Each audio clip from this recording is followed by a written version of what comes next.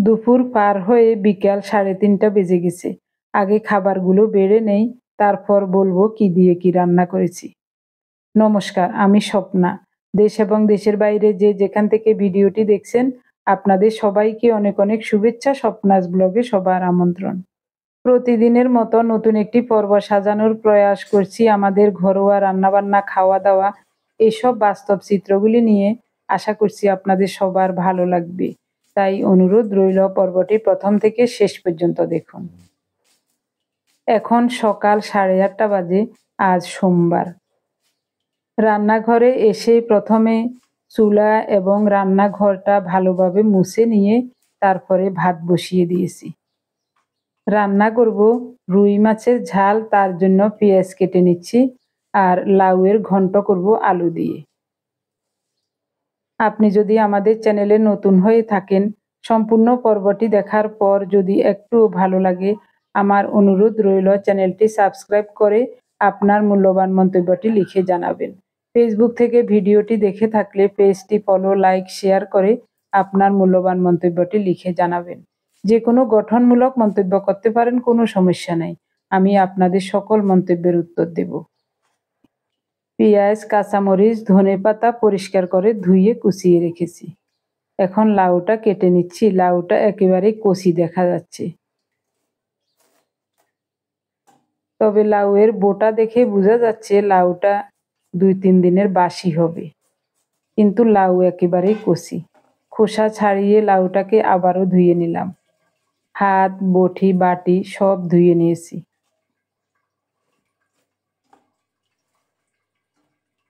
একেবারেই কচি। কচি তাজা লাউ হলে ওই লাউ শুধু শুধু রান্না করলেও খুবই চমৎকার হয়।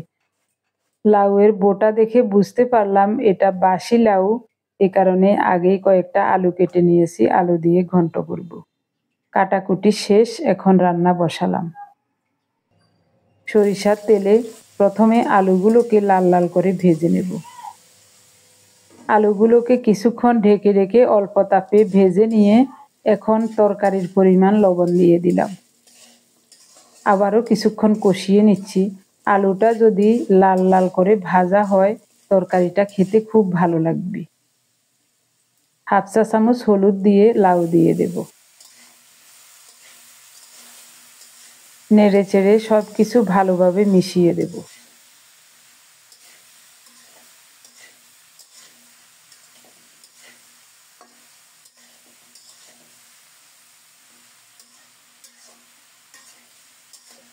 একটা তেজপাতা ছিঁড়ে দিয়ে দিলাম। ঢেকে রান্না করব কিছুক্ষণ। এই সুযোগে আমি রুই মাছের ঝাল রান্না করব, ওই তরকারিটা রেডি করে নেব। মাছগুলো লবণ মাখিয়ে ভালোভাবে ধুয়ে নিয়েছি। আলুটাও ধুয়ে নিয়েছি। কুচানো পেঁয়াজ দিলাম।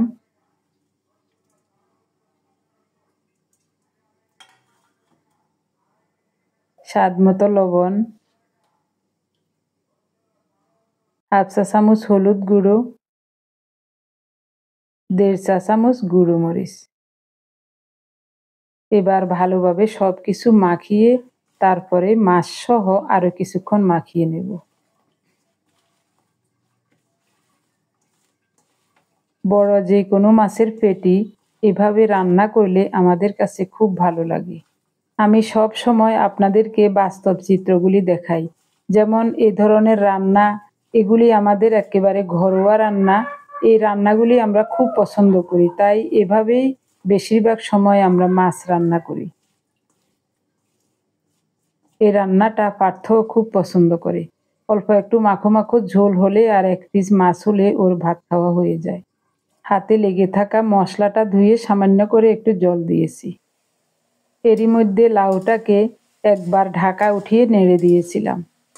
লাউ খুব সুন্দর মতো সিদ্ধ হয়ে গেছে। আলু তো ভাজার সময়ই সিদ্ধ হয়ে গেছে।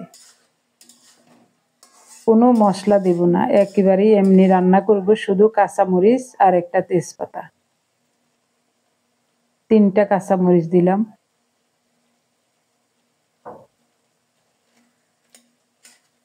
3টা নয়, মনে হয় 4টা হবে।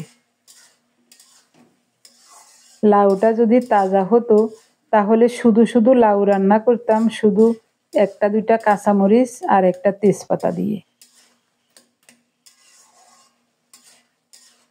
খুব সুন্দর মতো সবকিছু সিদ্ধ হয়ে গেছে। এবার ফোড়ন দেব। ঢাকা দিয়ে ওই চুলায় বসিয়ে দিলাম। চুলার তাপটা একেবারে কমিয়ে রেখেছি। এদিকে একটা কড়াই বসিয়ে সরিষার তেলে গোটা জিরা ফোড়নে দিলাম। ফোড়নটা রেডি হলে লাউ দিয়ে দেব।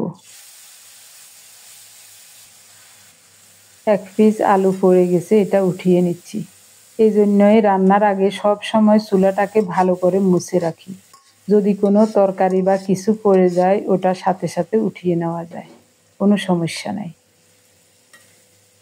কড়াই থেকে সব টেনে দিয়ে দিলাম।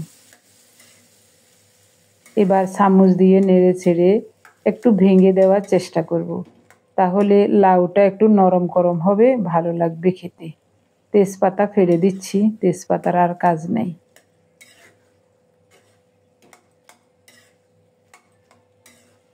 দেখতে কত ভালো লাগছে দেখুন। নামানোর আগে কুচানো ধনেপাতা দিলাম।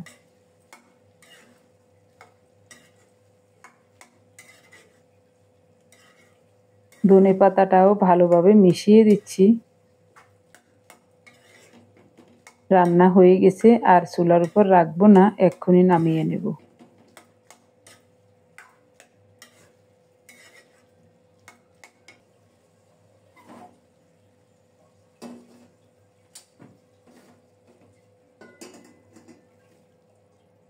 সুপারির খোল দিয়ে কড়াই থেকে সব টেনে নিয়ে নিলাম।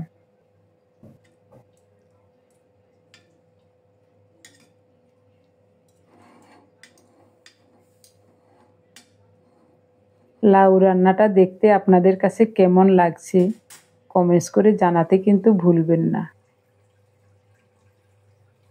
আলুগুলো লাল লাল করে ভেজে দেওয়াতে সুন্দর একটা গ্রানও লাগছে। লাউ রান্নাটা যদি ভালো লাগে এভাবে একবার রান্না করে খেয়ে দেখবেন, কতটা চমৎকার হয় তখন বুঝতে পারবেন। কড়াইটা পরিষ্কার করে আবার বসালাম, মাছ রান্না করব।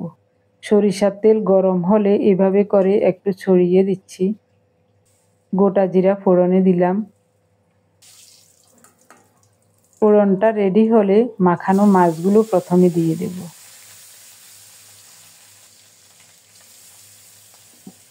উপর দিয়ে বাকি সব মশলা বা সবজি দিয়ে দেব। চুলার তাপটা একটু কমিয়ে রেখে ঢেকে রান্না করব ৬-৭ মিনিট।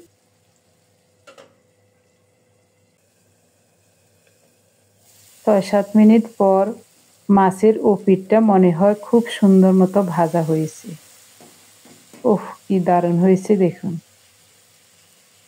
মশলা সহ মাছগুলো খুব সুন্দর মতো ভাজা ভাজা হয়ে গেছে। ওপিঠটাও এরকম ভাজা হলে আবারও উল্টিয়ে দেব। খুব সুন্দর মতো আলু এবং মাছ ভাজা হয়ে গেছে। ওদিকে ওই চুলায় একটু জল ফুটতে বসিয়েছি। এবার জল দিয়ে দেব।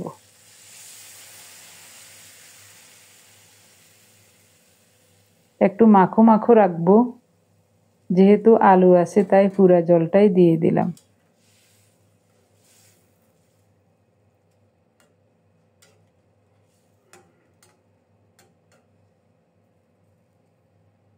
ঢেকে রান্না করব আরো ৪-৫ মিনিট। খুব সুন্দর মতো রান্নাটা হয়ে গেছে। ঝোলটাও এরকমই রাখবো, আর কমাবো না। নামানোর আগে ২টা কাঁচামরিচ ফালি করা দিলাম, আর কুচানো ধনেপাতা দিলাম।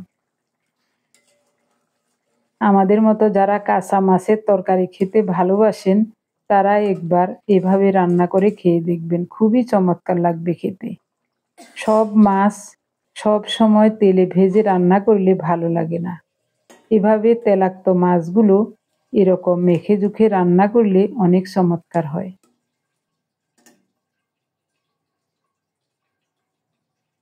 খুব সুন্দর ঘ্রাণ বের হয়েছে, তবে তরকারির রংটা একেবারে লাল টকটকে। এটার কারণ হলো মরিচ। মরিচগুলোর রং খুব সুন্দর। তবে ঝালও আছে, ঝালও কিন্তু কম নয়। যেহেতু ঝাল রান্না করেছি তাই একটু ঝাল দিয়েছি। আর লাউ তো মিঠা তরকারি, এটা একটু ঝাল হলেই ভালো লাগবে। পার্থর জন্য একটু উঠিয়ে নেই। রান্না শেষ, এখন আর তেমন কোনো কাজ নাই। শুধু ঘরটা গুছিয়ে ঝাড়ু দিয়ে মুছে নেব, স্নান করে পূজার্নিক সেরে প্রথমে অ্যালোভেরা জেলি দিয়ে জুস খাবো, এরপরে হলুদ চা খাবো, তারপরে আস্তে ধীরে ৩টা সাড়ে ৩টার দিকে দুপুরের খাবার খাবো। ইচ্ছা করেই আমরা একটু দেরি করে খাচ্ছি, এটাই আমাদের দিনের প্রথম এবং শেষ খাবার। আজ হয়তোবা সন্ধ্যার পরে চায়ের সাথে খাওয়ার জন্য নারিকেলের আটা দিয়ে ২-১টা রুটি বানিয়ে নেব। সাথে অল্প একটু সাদা আটা মিশিয়ে রুটি তৈরি করব, খুব ভালো লাগে খেতে। একটা নারিকেল ভেঙে কুড়িয়ে কুসুম গরম জল দিয়ে ব্লেন্ড করে দুধটা চিপে বের করে নিয়েছি, আর বাকি অংশটা রেখে দিয়েছি ফ্রিজে। ওটা দিয়েই একটু সাদা আটা দিয়ে ৩-৪টা রুটি বানিয়ে নেব, আমাদের দুজনের খাওয়া হয়ে যাবে। যা আছে সব খাই এলাম, পার্থ রাত্রে খাইতো না। কন লাগবে না, ওই রাত্রের বেলা শুধু মাছের তরকারি ছাড়া আর কিছু খায় না, খাইতেও তো খায় না তরকারি। নারিকেলের দুধটাকে কোকোনাট অয়েল তৈরি করার জন্য প্রসেস করে ফ্রিজে নরমালে রেখে দিয়েছি।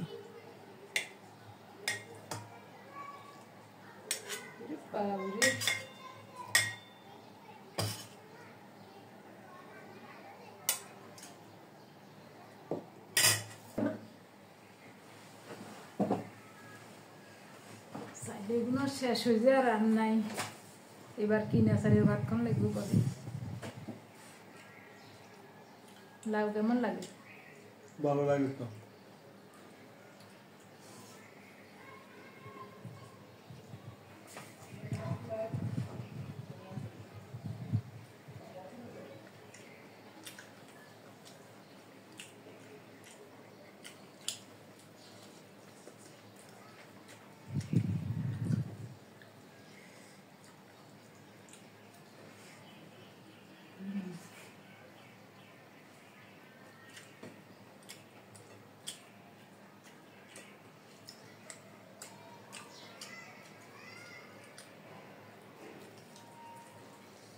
লাউ এটা কষি আছে, তবে তাজা লাউ না, ৩-৪ দিনের বাসি।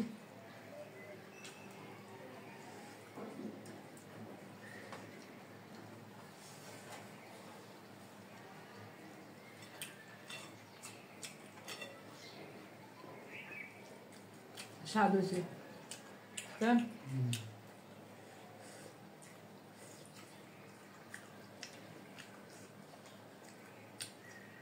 তাজা লাউ শুধু শুধু রাঁধলেও স্বাদ। লাউ নাই, লাউ নাই।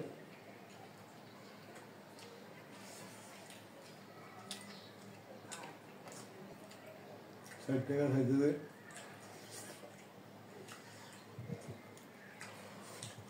আর আমার স্কুলে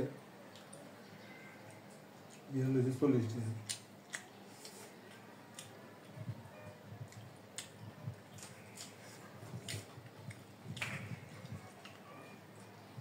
যত উৎপাদন করে তারপরে তো চাহিদা কমেন না, এরে বাপরে বাপ। মানুষ খাইতে পারে, কিন্তু তো না খাই।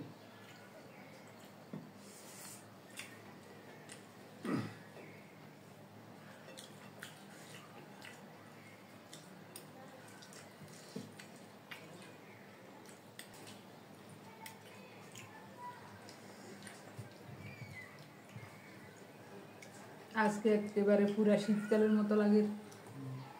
শীত পড়বে এবার, ২২-২৩ তারিখ হয়ে গেছে কার্তিক পূজা।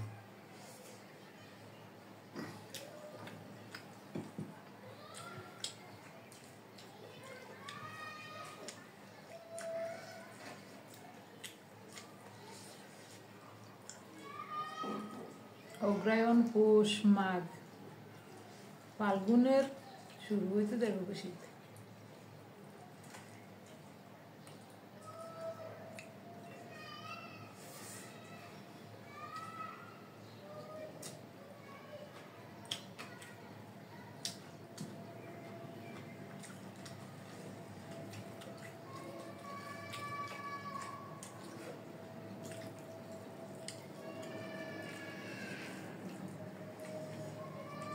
ফাল্গুনের 15 গেলে শীত শেষ।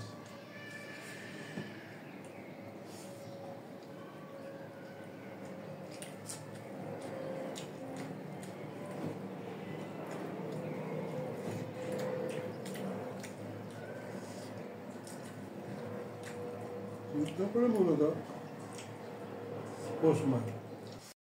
লাউয়ের ঘন্টটা খুবই চমৎকার হয়েছে, আমরা দুজনে সব খেয়ে নিলাম।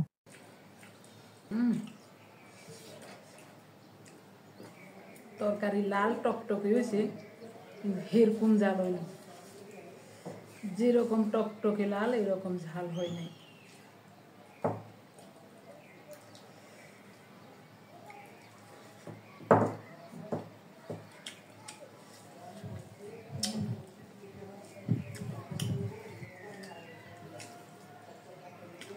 খেয়ে দেখো কেমন হয়েছে।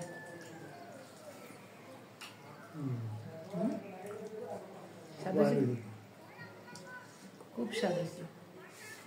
আমার প্রিয় ভাই বোন, বন্ধু স্বজন, আপনারা যারা প্রতিনিয়ত ভালোবেসে আমাদের ভিডিওগুলি দেখে যাচ্ছেন এবং ভিডিও দেখে সুন্দর ও গঠনমূলক কমেন্টস করে আমাকে কাজ করার শক্তি এবং সাহস জুগিয়ে যাচ্ছেন, আমি আপনাদের সবাইকে জানাই অজস্র অজস্র ধন্যবাদ, অভিনন্দন এবং কৃতজ্ঞতা। আপনারা অনেকেই লিখছেন যে আমাদের রান্নাগুলি দেখে আপনারাও ওভাবে রান্না করছেন, খুবই ভালো লাগছে, খুব চমৎকার লাগছে। আপনাদের এই কমেন্টসগুলি পেয়ে আমার যে কতটা ভালো লাগছে, কত আনন্দ লাগছে আপনাদেরকে বলে বোঝাতে পারবো না। শুধু একটাই কথা বলবো, আমার কষ্ট সার্থক হলো, মানব জনম ধন্য হলো। ইউটিউবে না আসলে বা আপনাদের সান্নিধ্য না পেলে আমার জীবনটা অপূর্ণই থেকে যেত। আপনারা যারা প্রতিনিয়ত আমাদের আগের ভিডিওগুলি দেখে কমেন্টস করছেন, সবাইকে জানাই অজস্র অজস্র ধন্যবাদ, অভিনন্দন এবং কৃতজ্ঞতা।